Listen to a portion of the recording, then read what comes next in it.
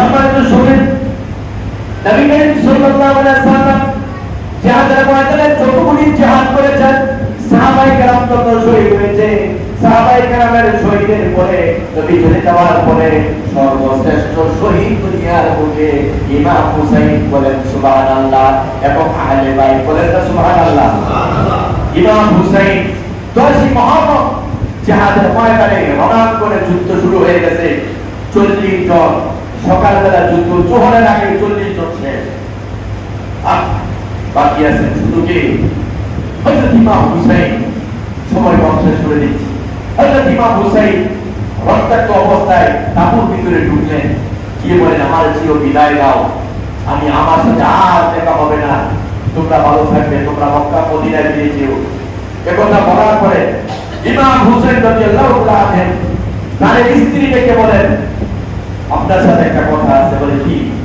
আপনি যাবেন, কোনো বাধা নাই, আপনাকে ফিরে থাকতে আমি বলবো না, তবে আপনার দুগ্ধপুষ্য যে শিশুটা আলী আসগর আমার মুখে এক ফোঁটা দুধ নাই, না খেতে খেতে আজ কয়েকদিন না খাওয়া, তারপরে আমাদের তাঁবুর মধ্যে কোনো পানি টানি কিছু নাই, আপনার ছেলে প্রাণ মুষ্টামত একেবারে মৃত্যুর শয্যায় শায়িত, আপনি এর একটু পানির ব্যবস্থা করে দেন, বুড়াদের কাছে নিয়ে যান, এরা দুষ্পট হলে একটু পানি দিবে।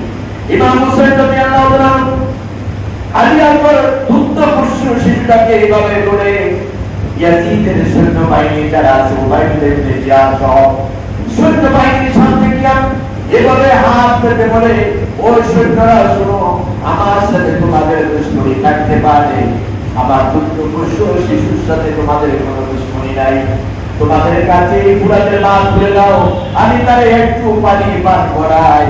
আমার ভাইরা বন্ধুরা ওরা হাসাহাসি করতে শুরু করলেন।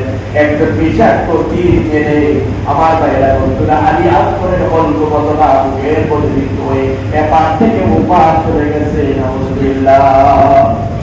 কেমন দুশ্মন ছিল মুসলমানেরা, তো কাফেররা মুশরিক না, এরা হিন্দু নয়, বৌদ্ধ নয়, ইহুদি নয়, খ্রিস্টান নয়, বলা নেই কিনা নাকি, এরা তো মুসলমান ছিল, মুনাফিক বলা নেই কিনা।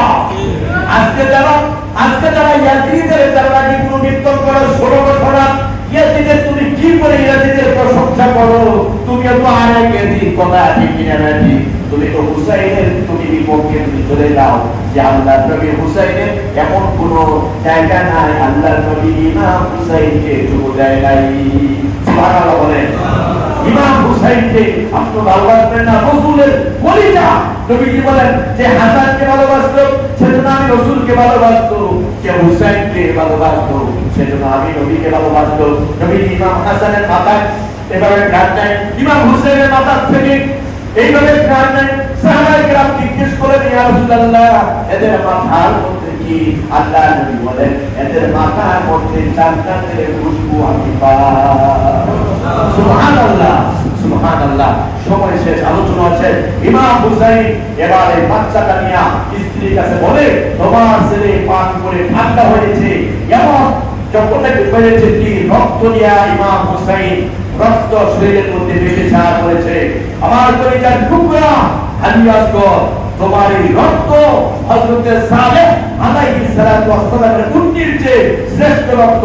তার কারণ হচ্ছে হযরত সালেহ আলাইহিস সালাতু ওয়াস সালামের চেয়ে হাজার লক্ষ গুণে বেশি শ্রেষ্ঠ আমার নবী বিশ্বনবী। সুবহানাল্লাহ। বাচ্চাদের তাঁবুর ভিতরে দিয়ে বলেন ইমাম হুসাইন নাও তোমার ছেলে ঠান্ডা হয়ে গিয়েছে, জীবনের জন্য পানি পান করেছে, আর জীবনের পানির পিপাসা লাগবে না, আল্লাহ জান্নাতে শহীদ হয়ে চলে গেছে। বলেন সুবহানাল্লাহ। ইমাম হুসাইন রাদিয়াল্লাহু তাআলা চাঁদের ময়দানে ঝাঁপিয়ে পড়লেন, এরাও শহীদ করে দেওয়া হলো। ঘটনা লম্বা, সংক্ষেপ করে দিলাম। ইমাম হুসাইনের মাথাটা আলাদা করে উবাইদুল্লাহ ইবনে জিয়াদ বসে রয়েছেন, তার মসনদে মাথাটা তার পায়ের কাছে রাখলেন। আমার ভাইরা বন্ধুরা, হাজার লক্ষ হাজার হাজার মুসলমান তার সামনে কেউ কোনো কথা বলে না, প্রতিবাদ করে না। হযরত সাহেব সে দেখে বলেন ও উবাইদুল্লাহ ইবনে জিয়াদ এতক্ষণ পর্যন্ত মুখে সহ্য করেছি, এখন আর নয়।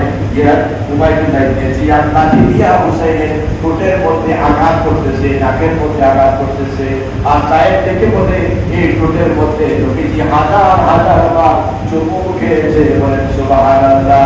ওমর সালমান রাদিয়াল্লাহু তাআলা আনহা বলেন দশই মহরমের রাত্রে যেদিন যুদ্ধ শেষ হয়ে গেছে ওই দিন রাত্রে আমাকে বিশ্বনবীকে আমি স্বপ্নে দেখলাম আল্লাহ নবী করে অবস্থায় আমার কাছে আমি দেখলাম বললাম হুজুর আপনার এই অবস্থা কেড়ে নবী কি বলে আমার পরিচয়